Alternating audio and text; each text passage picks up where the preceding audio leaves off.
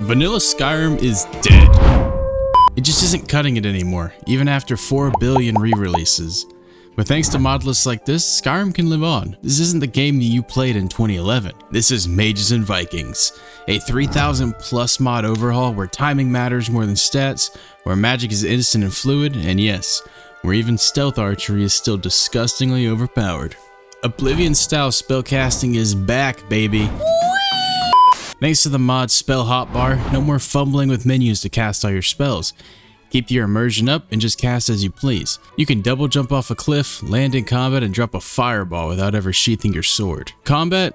Well, it's not Skyrim's usual slapfest. This is skill-based, timing sensitive, and deadly. Valhalla and For Honor and Skyrim come together to create this very fun and super interactive combat system, and it is glorious.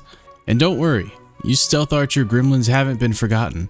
While archery is still fairly broken, it moves now actively avoid your shots via dodging, but in turns mods like charged shots, archery locational damage, and Smoothcam's archery prediction line make archery that much more fun.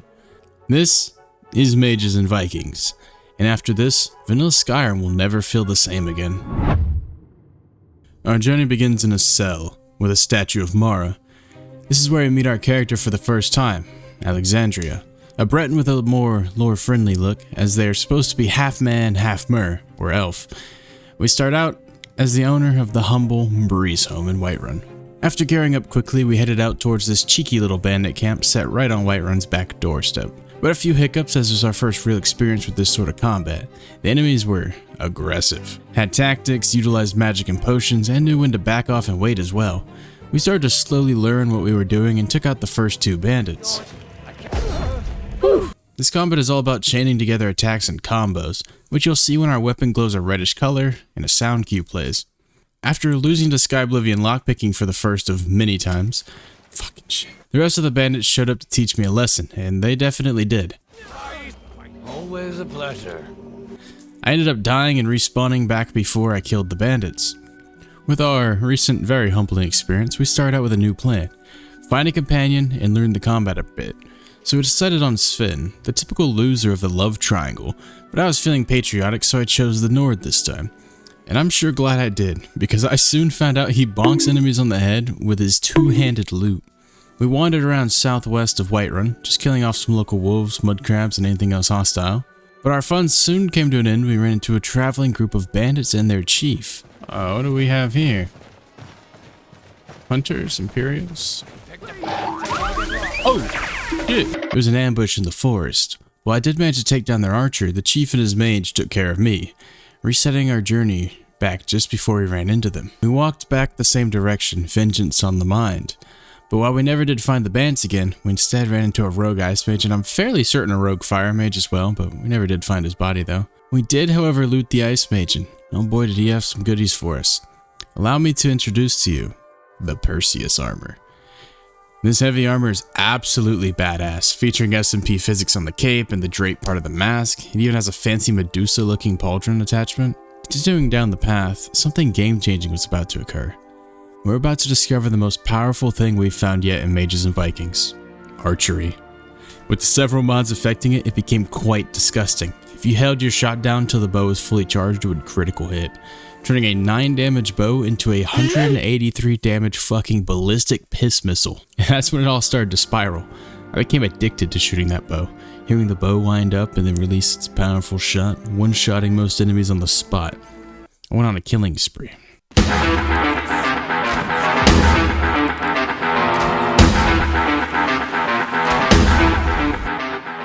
In this clip, you can see my Sherlock Holmes level intellect at work, deducing this seemingly innocent woman was actually a creature of the night in disguise. Yeah, who walks around with a human heart, Sven? Vampires. Classic. You see, they could have got us, Sven. They could have got us if we weren't paying attention, but luckily, I got a keen eye. Is that a zebra? Can I catch it? Oh yeah, I got on it. Wait, can I shoot while on this? Oh, fuck yeah, I can. Things finally came back around full circle as we made our way back to the first place that we died. That butt crack of a Whiterun camp. With the newfound power of the bow, we swiftly took care of the first 2 bandits without them even realizing what was happening.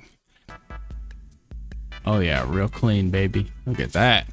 Let them out from a mile away. Archery is so enjoyable on this list. Check this guy out. What do you got for me? Here's the quest. Staff of Hasadoki. But when the trio came along after, things got a little bit sticky. This time I wasn't alone though. Sven tanked at the Berserker and allowed me to quickly dispatch the archer. Once Sven fell though, the Berserker charged me, and in just the nick of time, I launched an arrow straight through his jugular within kissing distance. All that was left was a sorcerer, but I was out of stamina before I could fire the killing blow, so I summoned my trusty spirit wolf to distract him, giving me enough time to charge my bow and finish the kill. After doing some quick shopping, we decided to start the Staff of Hasadoki quest, which is picked up in that previous bandit camp via note on the table. We made our way up into a tower. We were to kill this orc that had ambushed a caravan.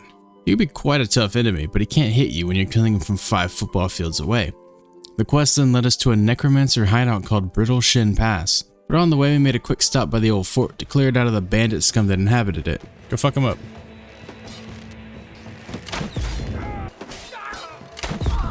Don't hit my Pookie Bear.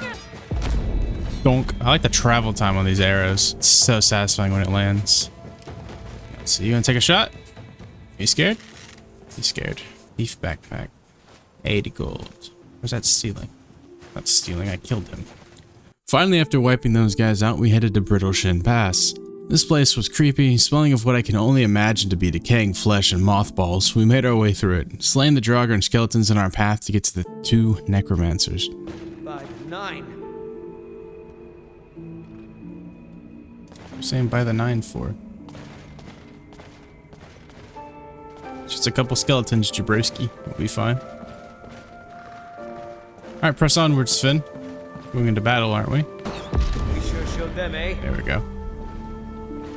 With the bow, clearing them was a breeze. They didn't even have a chance to hit me back. We picked up the Staff of Hasadoki, our first trophy of mages and Vikings. We'll keep this in our house as a way to remember the journey. And just like that, we had our first real taste of mages and Vikings.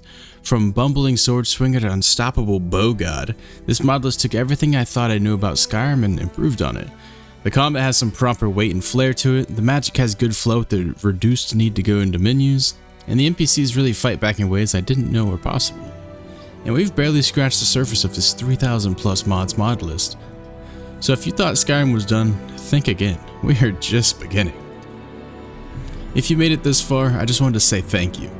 If you want to see more mages and Vikings or another mod list, let me know down below in the comment section. And I wanted to officially announce that I've begun the groundwork on my own mod list called Realmsworn, which is quite similar to mages and Vikings in ideation, but with a few tweaks. More perk choices, races will matter and affect your playthrough, and of course, the visuals and immersion will be amazing. If you want help installing mages and Vikings, check out this Wappajack tutorial guide here.